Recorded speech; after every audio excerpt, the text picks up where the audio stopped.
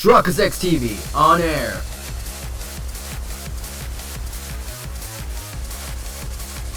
We are now live in 3, 2, 1.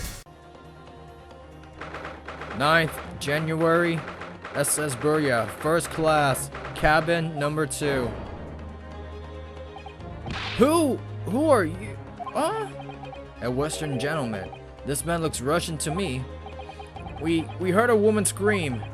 A woman? Don't be absurd. As you can see, there's nobody but me in this cabin. True, this old man does appear to be the only person in here. But in that case, who just screamed?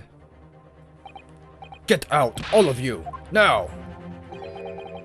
Please excuse the intrusion, but you're Mr. Grimsby Roylott, I believe? Yes, that's me. And you are? I am the one and only, the actual Sherlock Sholmes. You heard of me, no doubt. I'm losing the accent. No!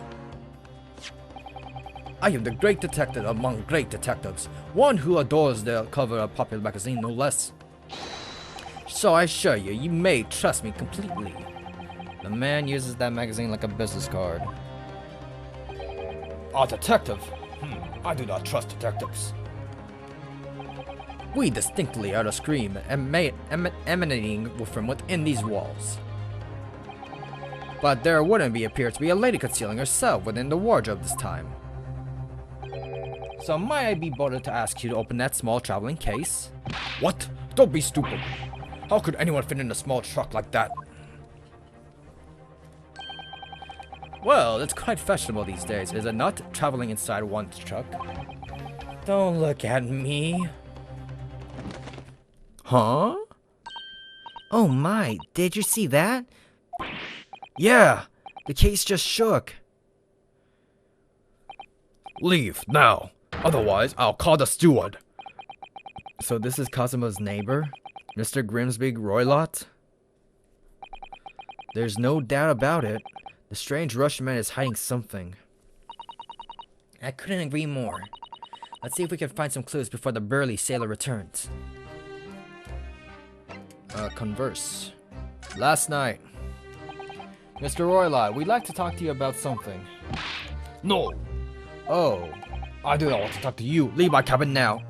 This is going terribly. We're not getting anywhere here. I agree. But there may be someone else who can't help. Perhaps the great detective could get somewhere with Mr. Roylott.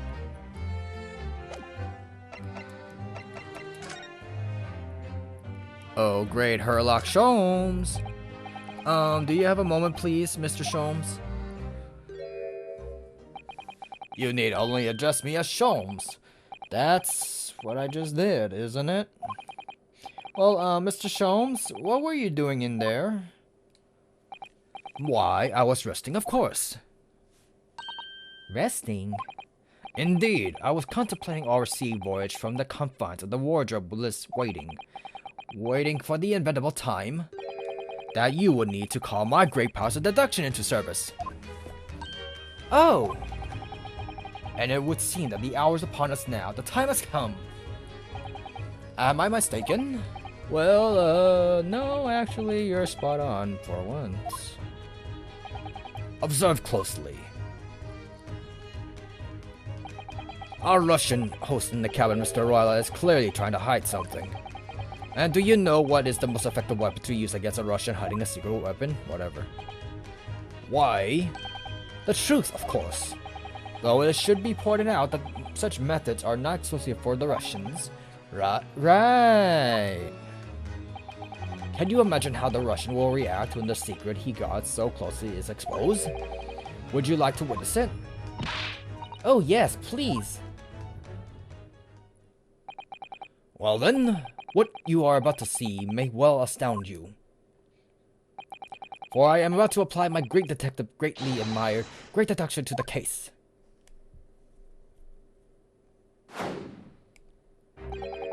Could this man be a more hackneyed portrayal of a dubious Russian, I ask you? What? From the time to time, it occurs to me, Is the fellow dubious on account of his Russianness, or Russian on account of his dubiousness? I really don't think either of those things should be occurring to you or anyone. That's right, and Mr. Sholmes, I know this man's beard and dark glasses are hard to ignore, especially on first meeting, but I once read it is a capital mistake to theorize before you have all the evidence. It biases the judgment. Shush! I must have complete silence. What are you doing? Why are you peering at my face like that? Ah, just as I thought. Yes, I have quite made up my mind now. There can be no other explanation that accommodates all the facts. Mr. Roylott, I have reached two incontrovertible conclusions. What? What do you mean? Number one, your true identity is that of a villain. Using those shields, you are about to end the existence of something most dear. Are you not? Huh. And number two, the other conclusion I have drawn. You are, at the very moment no less, in the midst of committing a most grievous crime. Beneath that beard, your mouth quivers with nervous tension as you realize you have both been discovered. Does it not? Ah!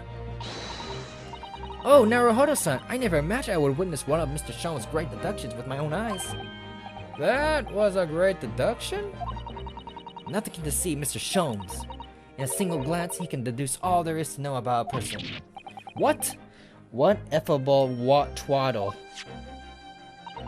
Oh yes, I've read about it countless times in the adventures of Herlock Sholmes. And now I've experienced the astounding impact of his great deduction firsthand. This is like a dream come true.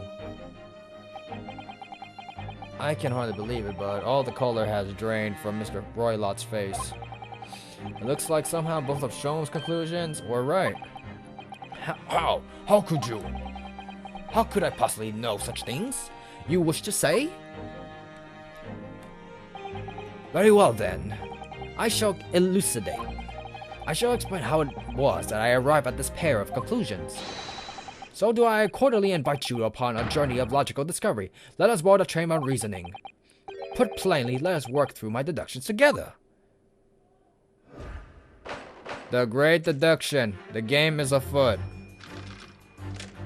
Topic 1. Old man's identity. Is this an English essay? So, the dubious-looking Russian Mr. Roylott, obviously what catches the eye in the first place. Whoa.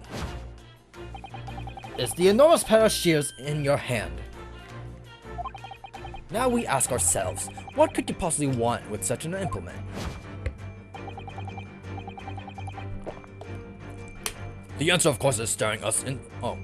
The answer of us is staring us in the face. You were on the verge of using the shears to cut away the copious beard you sport. Now, moving on. The question then begged is this: why would you desire to rid yourself of your magnificent beard, Mr. Roylott? Once again, the answer is plain. We have clear evidence that shed light on the matter. Regard, if you will, this morning's newspaper, in particular the fascinating front page article, which is would appear you have read also, Mr. Roylott. I'm sure it needs no further clarification. The evidence that reveals your true identity is the article about the revolutionary. In translation, the headline reads, "Revolutionary violin Bolshevik flees Russia via Shanghai." As you cannot fail to observe, the subject of the article possesses an extremely copious beard. Having noted the article yourself, you decide to remove your incriminating facial hair before it gave you away. In short, your true identity is beyond a doubt. You are a fearsome Russian revolutionary himself, violent Bolshevik. Not that I've heard of you myself, you understand. Conclusion. A revolutionary on the run. This is kinda cool.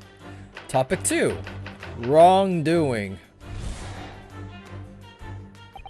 Now, as for my second conclusion, you are at this very moment on the brink of committing a most grievous crime. And the proof of this crime over there. Oh yes, Mr. Roylott, taken unaware, people have propensity to let their eyes stray, you see. And I assure you that I speak so much more eloquently and honestly than the mouth. The answer we seek lies where the furtive glance falls. The proof of your crime sits before our very eyes. Yes, the traveling case.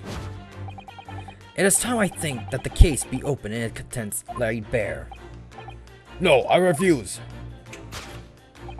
What could you possibly be concealing inside, we ask? By my estimation, a young lady, perhaps? One slight enough to fit in therein? Don't be absurd.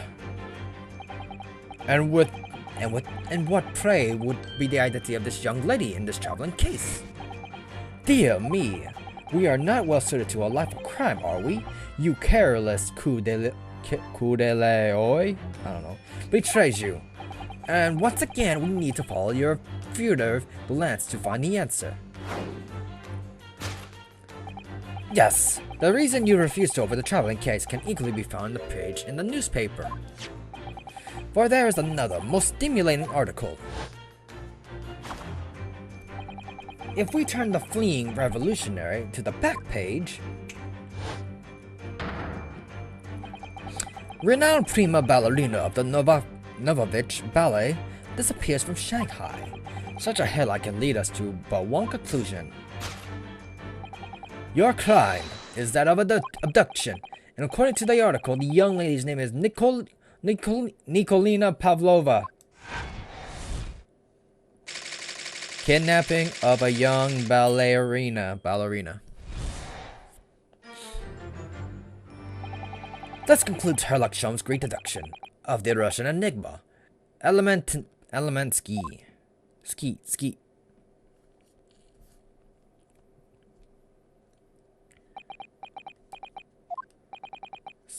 Sato-san? That wasn't one of the great deductions I've been hearing so much about, was it? Well, the stories are full of Mr. Sholmes' brilliant deductions, you know. But that did seem a little different somehow. Excuse me, Mr. Sholmes, could you come over here for a moment? Pray, what can I do for you? It's about your deductions. Would you mind... I don't know, go on. Well, to start with, there's the newspaper article. I think we had the same discussion before, but... these two men look nothing like each other. Ah, yes, I recall a discussion earlier, and at the time I believe I told you that the man is revolutionary, will be able to revolutionize his own appearance. In fairness to Mr. Sholmes, Mr. Roylott does not look more like this man than you do. That's not the point. And another thing, the part about him abducting the ballerina, indeed a truly startling revelation. At first glance, the case would appear too small to accommodate a young woman. Not just at first glance, it is too small, clearly. You'd be lucky to fit a 5-year-old child in that case, even if you push really hard. I don't suppose the missing ballerina is 5 years old. You mean you don't know? No, the young lady is 15. No, I didn't know. How could I? Well, if she's 15, then 10 years worth of her would be poking out from the case. Some years ago, I read something about pertinent, I believe. A troop of men consuming vinegar daily in order to promote a certain litheness in their bodies. Vinegar? For such a sour bunch, it would surely be simplicity itself to contort oneself into the confines of that small case. Oh dear, you might be thinking of contortionists in the circus, Mr. Sholmes. The whole thing is turning into a circus. Mr. Naruhodo, something occurred to me about Mr. Sholmes' deductions just now. I think his past observations are, well, magical. His eyes cut the heart of the matter almost instantaneously. It's just where he directs his attention and his logic that seems a little off. Your idea of a little may be a little off itself, Miss Susato. It's just one or two key words in the deductions that seem to let him down. So I was wondering if we might perhaps tactfully switch them for alternatives. What do you think? Switch some key words and deductions. Yes, but very tactfully. I feel if we could do that, we unlock the true genius of Mr. Shum's great deduction. Precisely the thought that was going through my own mind. This man is a lot of work. At times, I wonder how anyone puts up with me. Ha ha ha ha ha ha. It's not that funny. Ah, and you, my good fellow. Sorry? Take a moment to look at your wrists. My wrists? Where are your handcuffs? Huh? How did... I felt they may hinder your ability to follow me in our dance of deduction. I don't believe it. Mr. Shums, you're a marvel. And don't worry, I shall restore the shackles to your wrist when we are finished. I'm not worried. In fact, I'd rather stay like this. So, let us begin. Herlock Sholmes is proud to present his logic and reasoning spectacular. Course correction. Hold it, Mr. Sholmes. Proofreading. This is literally proofreading. So what do we need to do? So the dubious looking Russian Mr. Roylott, obviously what catches the eye in the first place. It's the enormous pair of shears in your hand. That we know. Now we ask ourselves, what could you possibly want with such an implement?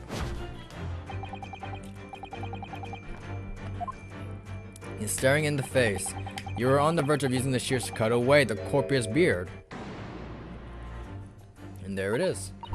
I'm not sure. Would you really use shears like that to cut off your beard? I doubt that's something I'll ever have to worry about. It doesn't quite sit right with me, though. It doesn't seem to be sitting right with Mr. Roylott either. Which means I suppose that deduction is wrong. Let's try to switch a key word here, Naruhodo-san, and see if it matters. Alright, but how? I think we should start by taking a long, hard look at Mr. Roylott. I wonder if it's really his beard that he intended to use those shears on. Exactly. If we do manage to find something that seems to fit the sense of Mr. Shum's deduction better, then what? Now I'll leave the rest in your capable hands, Naruhodo-san. Why am I the one to do something about this? Well, anyways, let's see if there's anything we could even use to switch around in the last sentence. What exactly was Mr. Lawyer really going to use those enormous shears for? Do I have options? Oh. Hey, yo. Whoa, whoa, whoa, wait, yo, whoa, why do you have locks? Is this a wig? Is he actually a she? Oh, yo, not the beer, but... Quit the Joy-Con drip, please cooperate. Yes! Hey, this is actually cool. Nice. You were on the verge of using the shears to cut away the golden locks you sport. Indeed, you have identified the precise detail I was intending to expose. Such lush golden hair certainly does not befit of an old man.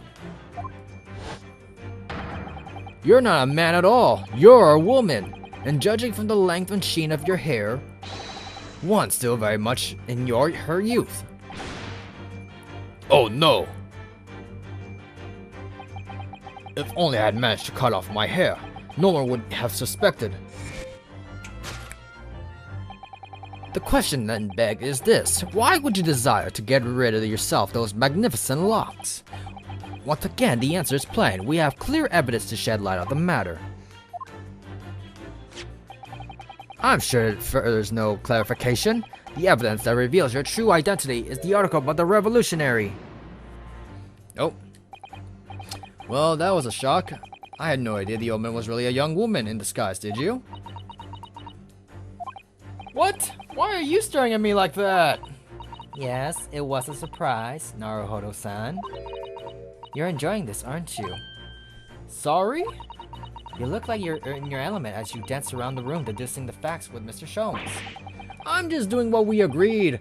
I'm not having fun or anything. This is strictly business. Yes, I understand. Say no more. Well, anyway, let's focus on this next part of Mr. Sholmes' deduction, shall we? The evidence that he picked out doesn't fit the facts as all now. No, that's true. Given that Mr. Roylight is actually a woman.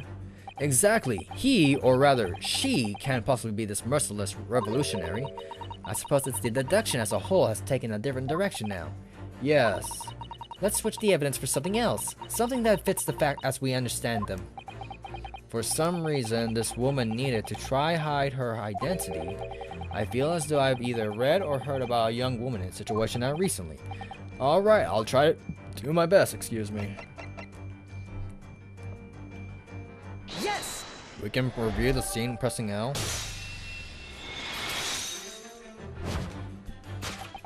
The evidence that reveals your true identity is, of course, the article about the ballerina. That's right, you've hit the nail on the head. Renowned prima ballerina of the Novovich Ballet disappears from Shanghai. It would appear we are finally able to address you by your true name.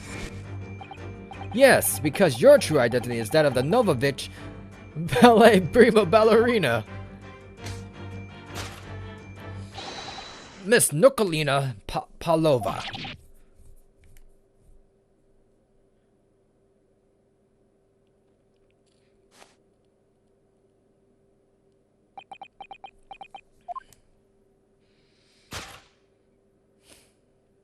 Hey. Yo.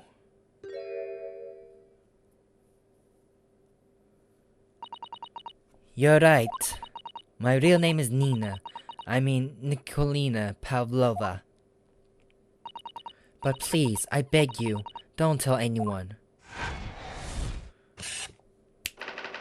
A ballerina on the run. Okay, we got one topic done.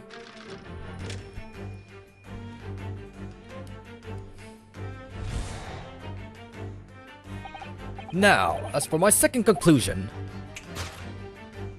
you are at the very moment on the brink of committing a most grievous crime. And the proof of this crime, over there. Over where? Oh yes, Miss Pavlova. Taken unaware, people have propensity to let their eyes stray, you see? And I also assure you, the eye speaks so much more eloquently and honestly than the mouth. The answer we seek lies where the furtive glance falls. The proof of your crime sits before our very eyes. Yes, the traveling case. The woman is the ballerina, and she right in front of our eyes, so clearly she can be inside the traveling case as well. No, that's right. It seems she wasn't abducted at all. In which case, what is the crime the young woman is apparently committing? I can see I'm going to have to step in and fix the great detective's mistake again. You seem to look pleased, Naruhodo-san. Do you like the idea of another chance to dance around with Mr. Sholmes? Stop it! Anyway, there must be something else here that shows what this woman is up to. Besides... the tiara! Yo! Wow, look at the dazzling tiara! I've never seen anything like it. Are those real diamonds, do you think? Oh, Naruhodo-san, try it on! What? Me? Isn't it usually girls who wear tiaras? Wouldn't you like to try it on? Oh no, I couldn't possibly. It's far too beautiful. Why does this tiara look familiar? I feel like I've seen it somewhere recently. Yes!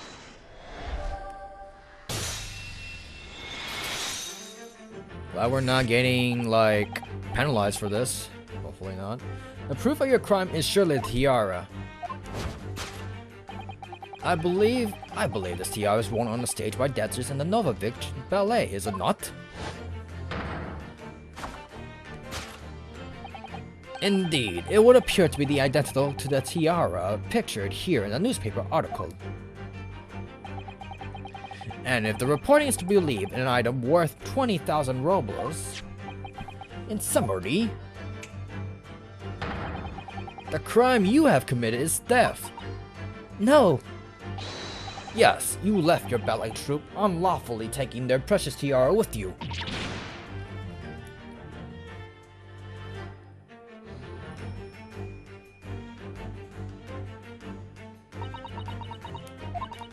I have no one. No family, no friends. I'm all alone and I need money. But I did not steal a tiara. It was a present from, how do you say, an earl of Prussia? It belongs to me. This girl is only 15 years old, and she's a runaway all by herself? She must have extremely been lonely.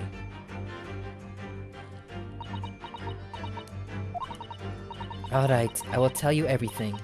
There is no point to hiding it now. Come, let us not be hasty. What? There remains one unsolved mystery about you.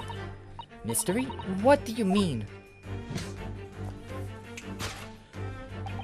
You have staunchly refused to open this traveling case of yours in our presence. It is reasonable to conclude, therefore, that there exists some reason why you wish to remain closed. Is that so? Is that not so, Miss Pavlova? My dear girl. Oh, my dear girl, there is no sense in playing games with me. Nothing escapes my attention. Indeed, I have a very good idea of the contents of your case, even before I have laid eyes on them. Dear me, we are not well suited for the life of crime, are we? Your careless coup de lion betrays you. Once again, we need only follow your furtive glance to find the answer. Yo! Yes, the reason why you refused to open the case is written in the book on the shelf. Didn't you say something else? He completely changed the tack with his deduction now. I think Mr. Shums is adapting his logic to changing the second sense, don't you? Maybe, but why was he suddenly brought the bookshelf into all of this? It's just a wild guess, surely. Oh, do you think so? Well, it doesn't seem like the reason why this young woman doesn't want to open her case would have been written in the book that doesn't even belong to her. Yes, that's true. But still, Miss Pavlova certainly did cast her eyes in that direction. I noticed it myself. Then there has to be another reason why she won't open her case. And it must be somewhere in the same area that's where her gaze was involuntarily drawn. I agree, that's the only answer. Whatever she has hidden inside that case should be revealed by following her gaze in the direction of the bookcase. Okay, yo! What was she looking at?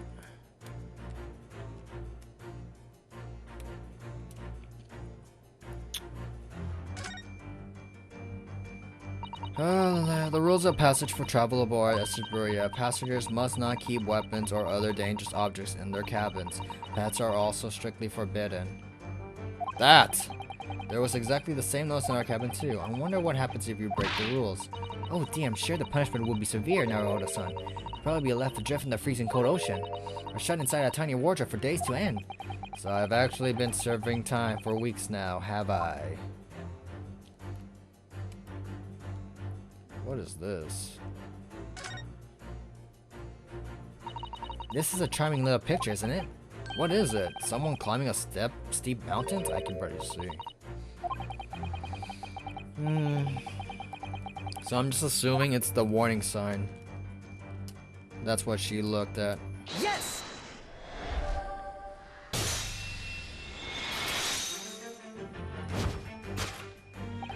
Yes, the reason why you refuse to open your case is written in the rules of passage. Passengers must not keep weapons or other dangerous objects in their cabin. Pets are also strictly forbidden. Inside that case of yours is something forbidden from the carriage on this vessel. That is the real reason why you refuse to open it, thus revealing its contents. As we've seen, the trunk wobbles from time to time, but no weapon or other dangerous item would move on its own accord. Which leaves but one possibility, Miss Pavlova. Inside your traveling case.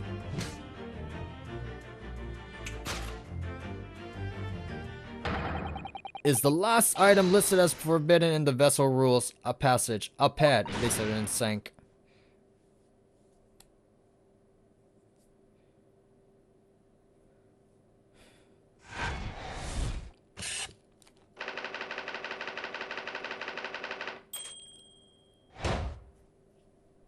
Let's go. Our first deduction complete. Elementary, dear Watson.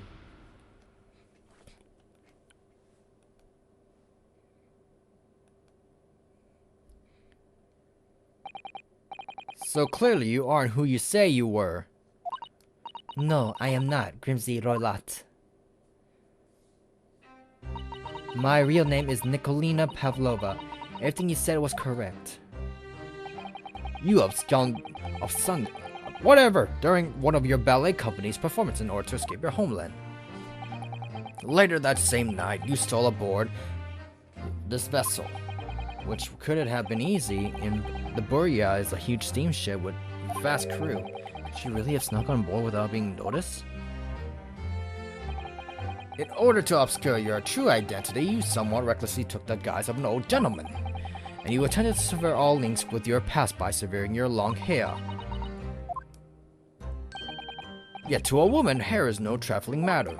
My personal recommendation is to leave well alone. So, if it was just you about to cut off your own hair, who was it that let out the scream we heard from the outside the cabin? That veritable tinkling of the bell. Why? None other than the young lady, naturally. More like a full set of pipes, if you ask me. I was so scared when I ran away in Shanghai. I was sure they would come looking for me. That's why I decided to, how do you say, disguise myself so no one could disguise. So no one could recognize me? As a result, you transformed yourself into that questionable old man, I see. Duh. I put on the fur hat and fake beard. And then, just before you came in here, I saw in the newspaper. Right on the page, there was a picture of me. I was so frightened, I couldn't stop from screaming. I knew that if I didn't change my appearance completely, they would find me. So I decided to cut all my hair as fastly as possible. I picked up the scissors in my hand and... At the precise moment, we walked in through the annoying unlocked cabin door. Things happen like that sometimes, don't they? Things do indeed happen like that, from time to time. Are those two even talking about the same thing? There's just one more thing I'd like to know. What exactly do you have inside your traveling case? You were right. It was my dear friend inside, my only friend in the whole world. Please, don't tell anyone. If the captain finds out, if you say to any of the crew. Your secret is safe with us, I assure you. But in return, you must tell us in as much detail as you can muster about the events of last night. Yes, alright. I will tell you. Well, Mr. Naruhodo? Wasn't it something Mr. Sholm's great deduction? It was certainly something, yes. I'm just not entirely sure what. But at least Miss Pavlova has agreed to tell us what she knows. That's incredible. Indeed, it is incredible. One more thing. Oh, yes? What? Observe your wrists. My... Your hands are cuffed again. What? But how? True to my word, I have restored your shackles. When? And why? There is still a shadow of guilt cast over you, Mr. Naruhodo. I'm sorry to say, it can't be helped at this moment. Haha, can it? Really? Anyway, let's listen to what Miss Pavlova has to say. I can't go on not knowing. I have to find out what the speckled band that Kazuma-sama wrote in his diary. Converse. What happened last night? Did you know that someone was killed in the cabin next door to the one last night? One of the crewmen told me this morning when I was eating breakfast. The man who died, he was a friend of mine.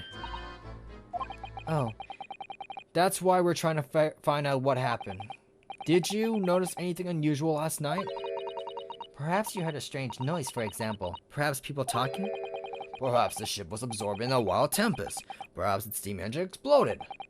Perhaps everyone on board would have noticed if that happened. Miss Pavlova, is there anything you can tell us? I don't know. I'm sorry, but all I could think about last night was what I had done and whether they would find me. I didn't notice anything that has happened was around me. Oh, I see. You've run away from your ballet company, haven't you? The Novovich Ballet? Vic. Yes, I am traveling to Great Britain, and from there, I want to go to America. I will never dance again. I want to forget everything about the ballet. I will start a new life. You wish to forget a challenging proposition. When you have the striking tiara as a reminder. But the tiara is mine. I need it to live.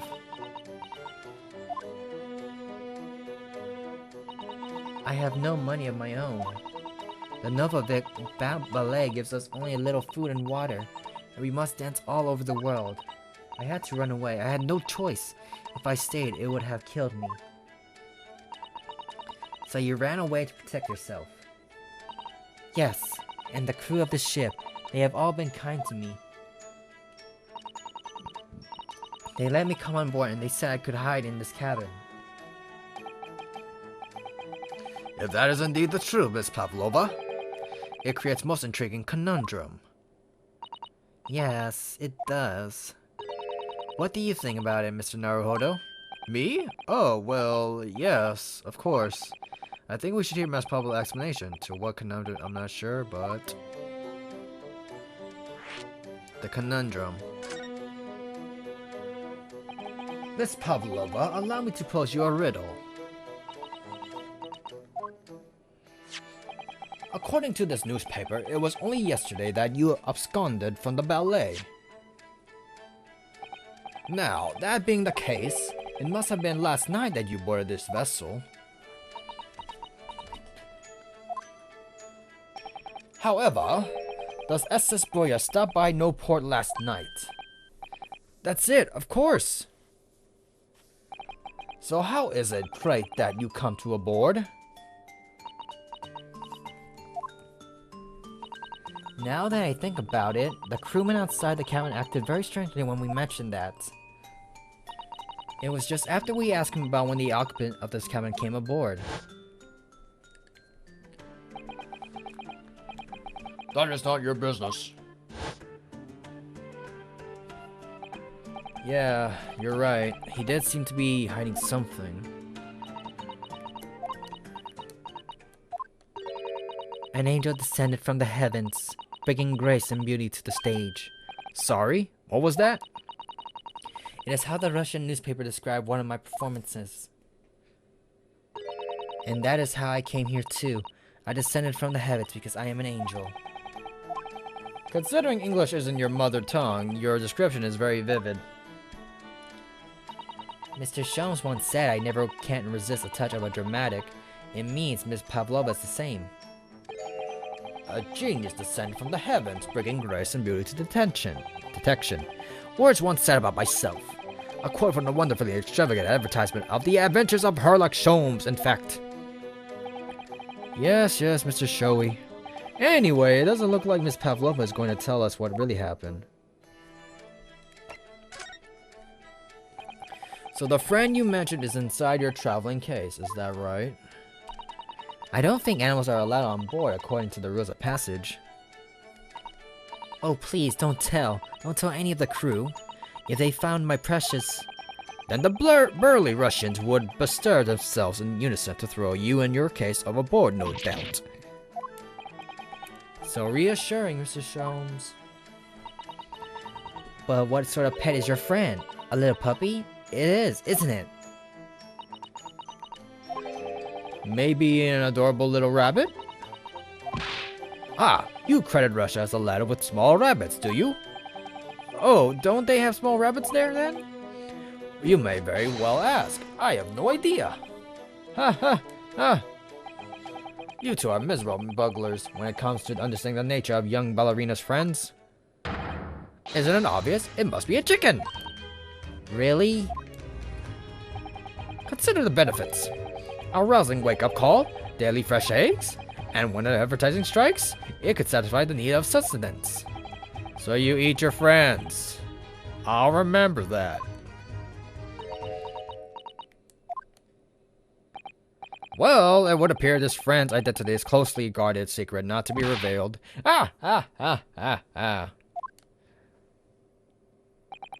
She obviously doesn't quite trust us yet. There's something I should like to show her, I think. Maybe she might be able to shed some light on it. Okay, get to the court record. Present. Will this do anything? Miss Pavlova, about this article. You look so beautiful. You look so beautiful, like a fairy. I'm scared. If my picture's in the newspapers. You poor girl. She's so young, just 15 years old. For her to have to run away all by herself, she must have felt very, very alone.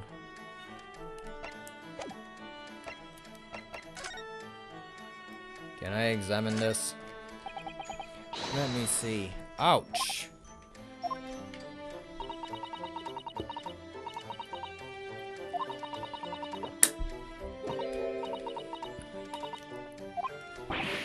Well, sorry.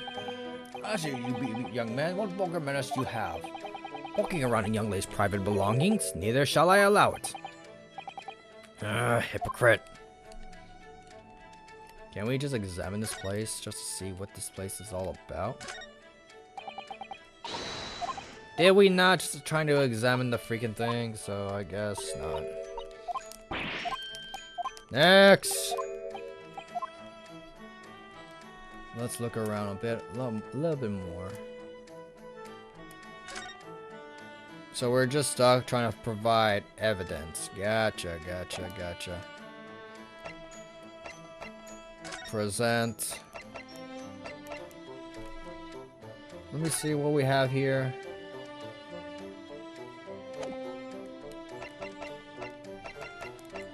What can we do?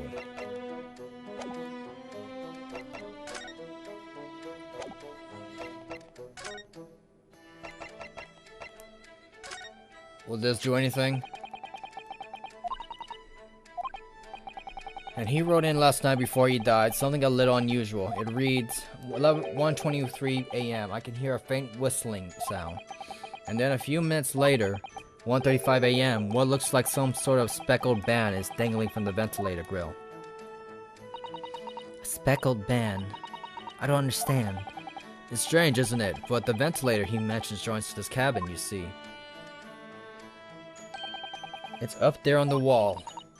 In other words, this cabin and the victim's cabin are connected together. Oh. Miss Pavlova, has something occurred to you? Does the speckled band the victim mentioned mean something to you? Or the whistling sound? No, I don't know anything. Oh. Oh, we're getting nowhere then.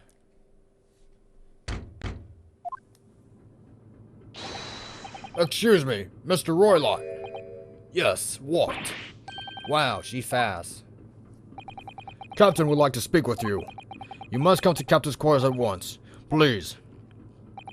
All right, I will come now. What? You must leave, now. Oh, no, it's fine. Don't mind us. Yes, please, don't worry yourself, Mr. Roylott. Get out! The pressure is out, or want me to throw you out? It looks like we'll have to leave investigating this cabin until later. What a pity.